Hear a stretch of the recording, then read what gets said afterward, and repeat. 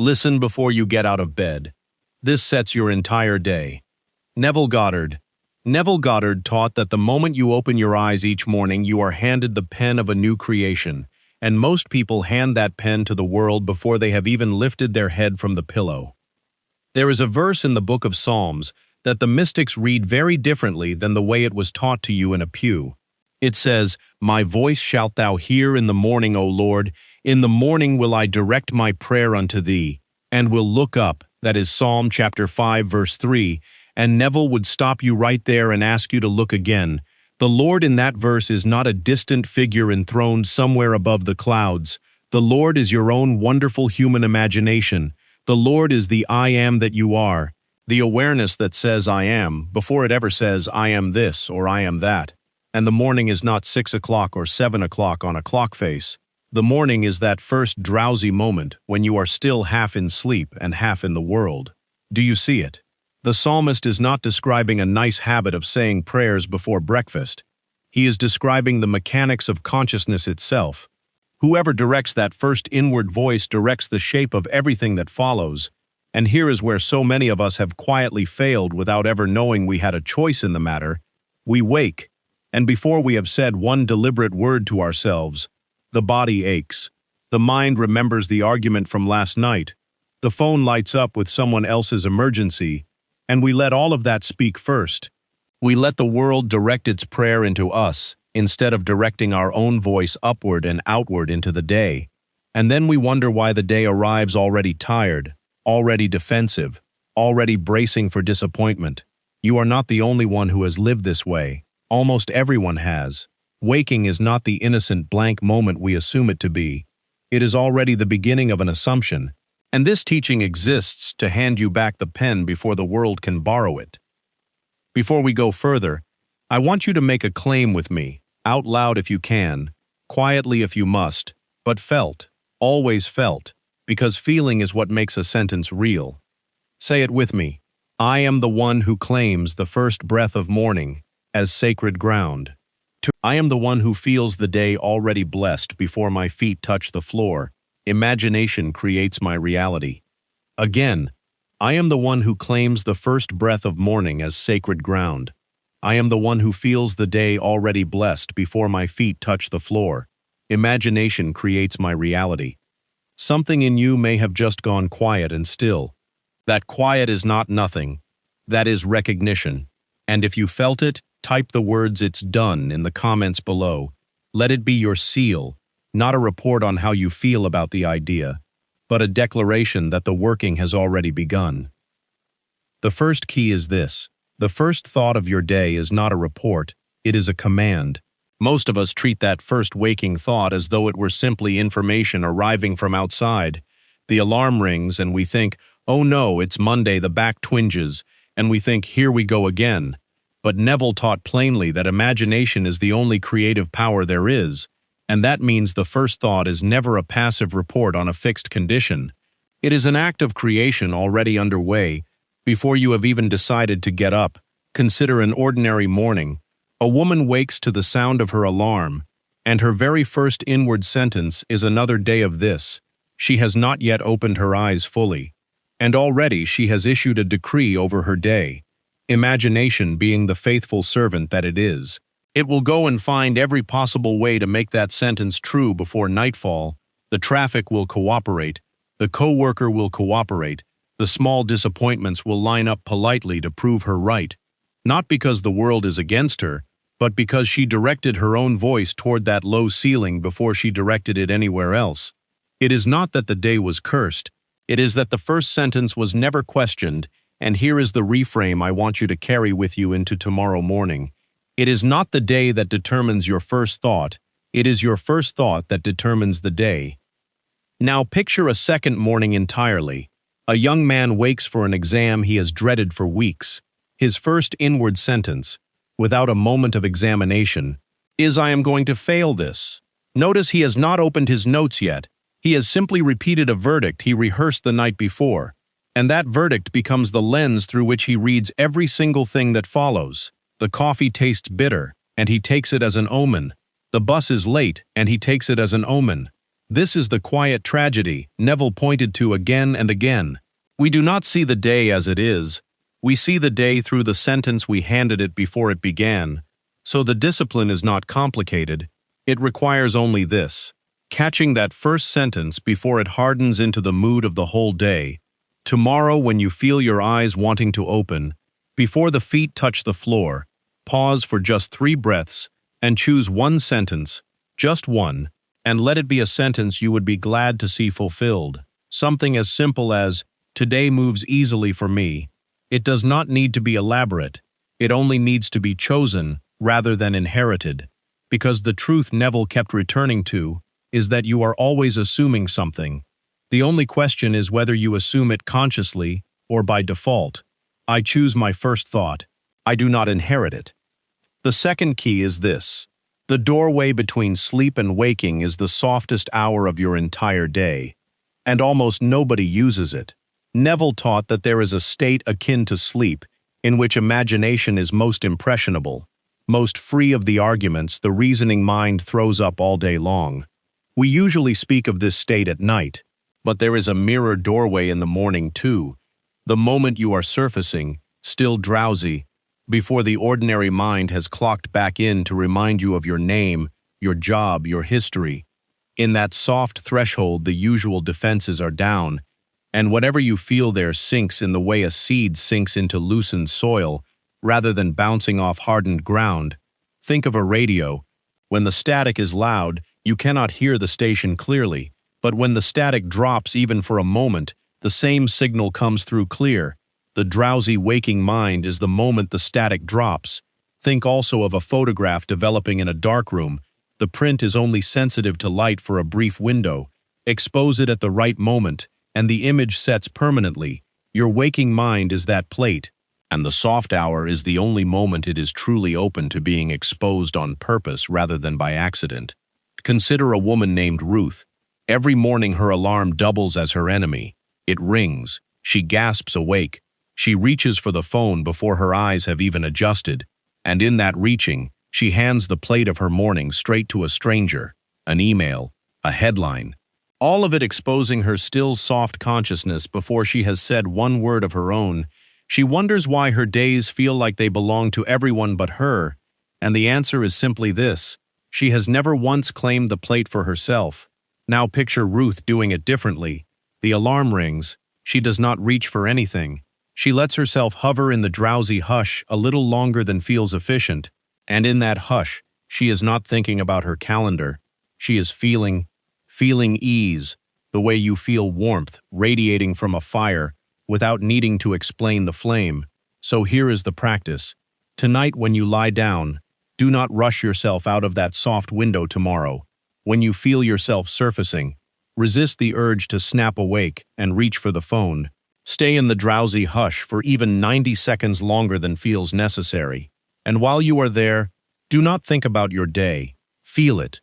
Or on some mornings that feeling will be ease, some mornings gratitude, some mornings simply peace. It does not need words yet. Feeling always outruns words. And once that feeling is settled in you like a stone dropped to the bottom of a still pond, then you may rise, because the world did not get to speak first this time. You did. My voice shall be heard in the morning, not the voice of the clock, not the voice of the news, not the voice of yesterday's wound, but my own quiet directing voice first. Notice too, this is not willpower. You are not forcing a good mood onto a resistant mind. You are simply protecting a natural opening that was always there. The way a gardener does not force a seed to grow, but refuses to let frost reach it before it is ready. 90 seconds of guarded stillness is such a small price for a day that no longer belongs to whoever spoke loudest first. I linger in the soft hour, and I plant on purpose. The third key is this: before you ever set your foot on the floor, revise the day that just ended, so that you rise carrying a clean vessel instead of a cracked one. Neville taught revision as one of the most practical tools he ever gave, and most people only think to use it at night, when it belongs in the morning too, because whatever you carry unrevised from yesterday into the fresh state of waking colors, the new day the way a single drop of ink colors a full glass of clear water. You cannot see the ink once it has spread. and yet the whole glass is changed by it. This is why so many wake already heavy for no reason they can name, assuming it is simply Monday, or the weather, when in truth they are only drinking yesterday's unrevised water. Think of a man who had a tense exchange with his brother the evening before. He wakes and the tension is already there, waiting like a guest who never left.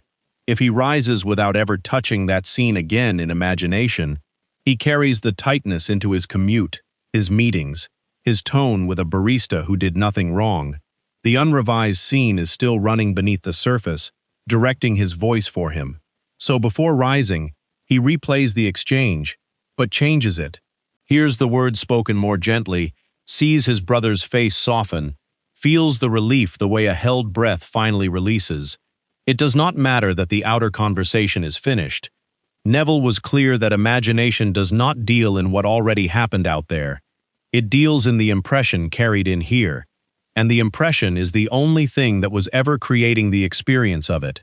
Revise until the tightness actually loosens, unmistakably, like a held muscle letting go, and only then rise, carrying peace into today instead of yesterday. Now consider a woman named Claire. A performance review the day before had left her feeling small, a manager curt, listing what was lacking, hurrying past what was good. She went to bed replaying every clipped word, and woke with a shrinking in her chest before a single thought had even formed, as though she had already been told who she was allowed to be that day. Had she risen straight into it, she would have walked into every meeting a little smaller, a little more apologetic, not because anything new had happened, but because yesterday's unrevised impression was still the lens over her eyes. Instead, she stayed beneath the covers and revised it, heard her manager, in the private theater of her own mind, pause and say what was actually true, that her work mattered, felt the review end not clipped but warm, felt the specific lightness of being seen rightly instead of dismissed. She did not need the outer manager to ever say those words, because Neville taught the outer person is only a character playing a part assigned by your own assumption. Change the assumption and the character changes to match it. Claire rose lighter, and moved through her day lighter. Revise the meeting that left you small, the diagnosis that frightened you, the silence from someone you love, not to pretend the outer facts were different, but because feeling is the real substance, and the fact was always secondary to it. Pause for a moment and pick one real scene from yesterday that still carries a little heat when you touch it in memory. Something small is fine. Hold it gently, and replay it the way you wished it had gone. Add the kind word that was missing. Stay with the new version until it feels more settled than the old. That is revision, working in your hands right now. Think of an editor before a reel of film. She does not reshoot the scene out in the world. She simply cuts the frame that no longer serves the story and splices in the one that does. And once the new reel is the one played back inside you, it is the new reel the body believes, the nervous system rests into, and carries out the door. Do this each morning as well as each night, and you begin every day lighter, no longer dragging yesterday's unfinished business across the threshold of today. The psalmist said, "In the morning will I direct my prayer unto thee and look up." And looking up is exactly what revision gives you. It lifts the eyes off the wreckage of what was and sets them on what you have now decided will be. I do not inherit yesterday. I revise it before I rise. The fourth key is this. The first words you actually speak out loud each morning matter more than you have ever been told, because Neville taught that I am is the name of God, operating in you. The name given at the burning bush, when Moses asked, "Who shall I say?" Sent me, and the voice answered, "I am that I am." And Neville would have you understand this is not a name for a distant figure, it is the name of your own awareness of being. So every time you say, "I am," and follow it with anything at all, you are not describing yourself the way you might describe the weather. You are decreeing a state and stepping bodily into it. Most people have no idea what their first spoken sentence of the day even is. It slips out unnoticed, half asleep, unexamined. "I'm so tired. I can't believe it's already Monday. I hate mornings." Small sentences tossed off like a coin into a fountain without a wish attached, except imagination, forgets nothing. It takes every I am as in Strug. The fifth key is this, and it is the deepest one, so let it unfold slowly.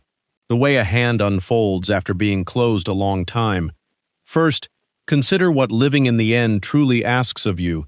It does not ask you to imagine a future scene the way you might imagine a story you have not yet read. It asks you to feel the ending as already yours, already lived, already folded quietly into the past tense of your own awareness. Neville taught that the wish and its fulfillment are one and the same within imagination, separated only by the thin veil of time that your senses insist upon calling real. So when you wake and merely hope for a good day, you are still standing outside the door of that day, knocking politely, waiting to be let in, and hoping, however sincere, is a quiet confession that the thing is not yet so. But when you wake and instead feel the day as already finished, feel the quiet satisfaction of 9 o'clock that night arriving early into your chest at 6 in the morning, something has shifted underneath you. You are no longer asking for the day, you are remembering it, the way you remember a meal already eaten, rather than one you are still waiting to be served. This is not a trick of positive thinking. It is a change of address. You have moved your dwelling place from before the fact to after it. And imagination, being the very substance of things hoped for, can only build outward from wherever you actually stand within it. Notice, too, that this is why the psalmist insisted on looking up, rather than looking ahead. Looking ahead still leaves you staring down the length of an unfinished road. But looking up is the posture of one who has already arrived and is simply glad of the view. Second, let me give you a story so this does not stay an abstraction. There was a nurse named Miriam who worked 12-hour shifts in a hospital ward that rarely gave her an easy one. For years, her waking thought before her feet ever touched the floor was simply, "How am I going to get through today?" Notice that this is not even a full sentence. It is a brace, a flinch dressed up as a thought, and her days answered that flinch faithfully. Difficult patients, short staffing, a supervisor who seemed to appear exactly when she was most tired.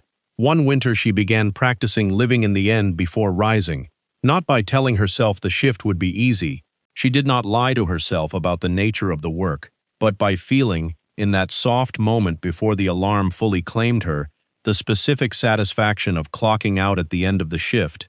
She felt the weight of the badge coming off. She felt the particular tiredness that comes from having done something well, rather than the tiredness of having merely survived something. She felt herself walking to her car under the evening sky, with the quiet fullness of a day completed, rather than a day merely endured. She did this for perhaps 2 or 3 minutes, no longer, and then she rose. Within a few weeks, she noticed that the shifts had not necessarily become easier in their outward details. There were still difficult patients.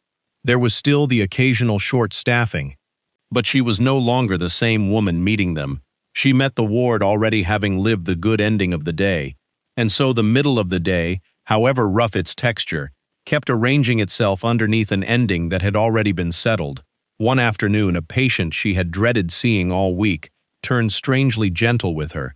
And later she realized she had stopped bracing for him days earlier.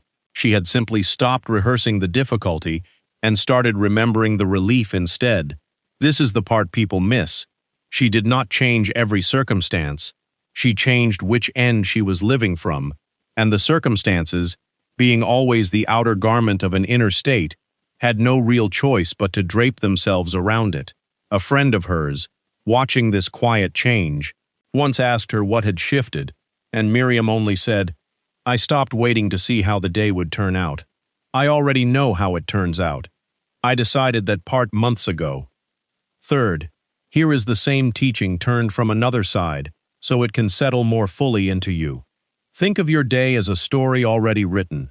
Most people wake and open the book to page 1, reading forward anxiously, not knowing how the story ends, wondering with every turned page whether the ending will be kind. But Neville taught that you are not merely a reader of your day, you are its author. And an author who has already written the final chapter does not tremble over page 1. She may not remember every word of the middle pages yet, but she knows, with a calm that cannot be shaken by a difficult paragraph here or there, exactly how the story closes. This is what it means to read the last page first. You are not pretending the difficult middle does not exist. You are simply refusing to let the middle write your ending for you. The ending was always yours to write, and you write it now, in the soft hush before rising, not with effort, but with feeling. Feeling is the pen, feeling is the ink, and a feeling held gently and without strain in that waking hour becomes the very last page from which every earlier page must now take its instructions, because that is how a well-told story actually works. The ending explains the middle, not the other way around. A chapter of conflict makes perfect sense once you already know it resolves into peace. But the same chapter feels unbearable to a reader who has convinced herself the ending might still go either way.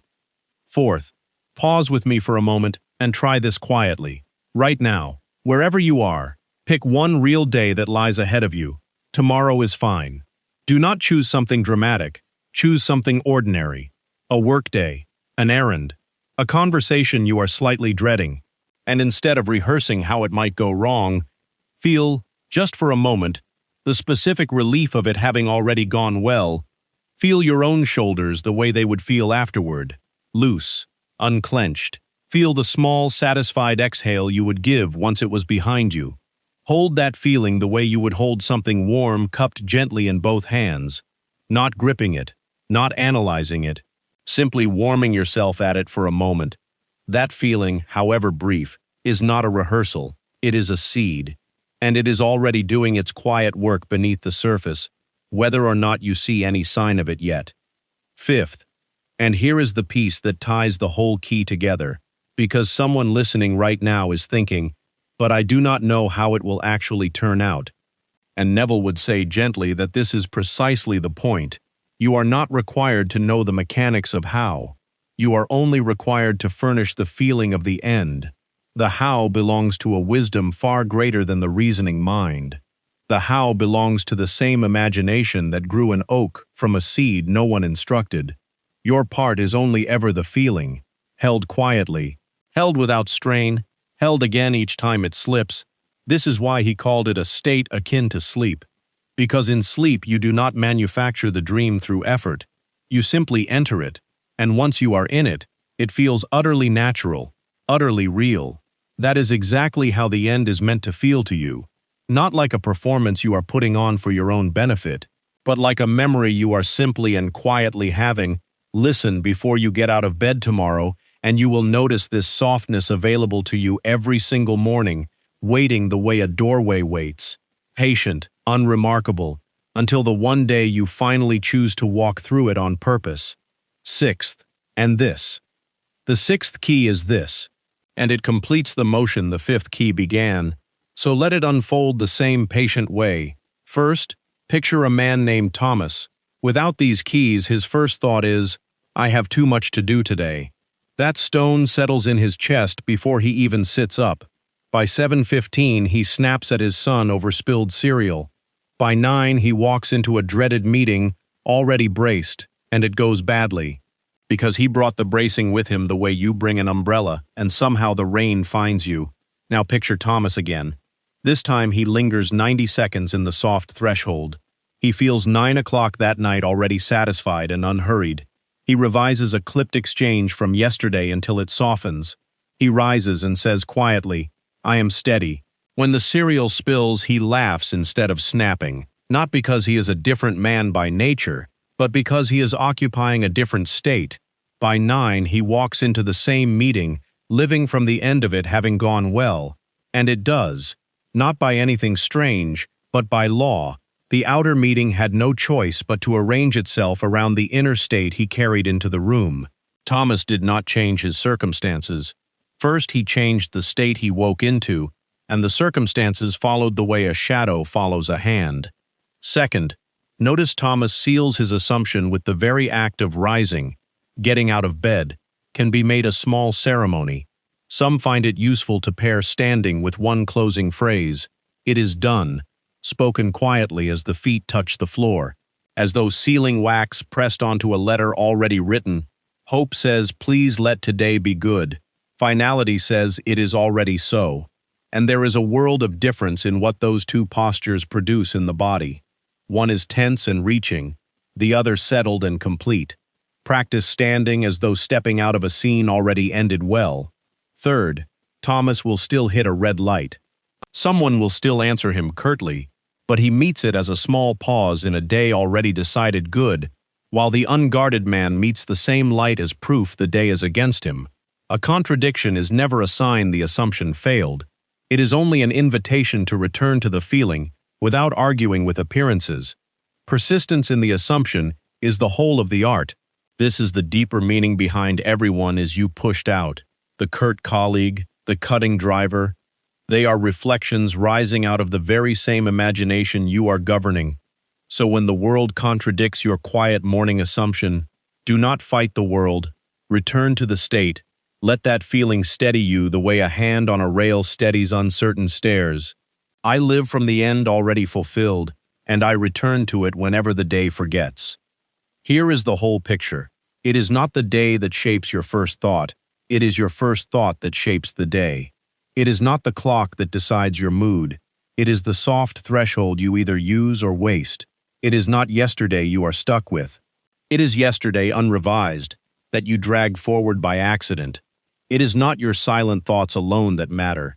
It is the words your own mouth is given to speak first. It is not hoping for a good day. It is living already from the end of a good day complete and folded quietly into your chest before your feet ever touch the floor.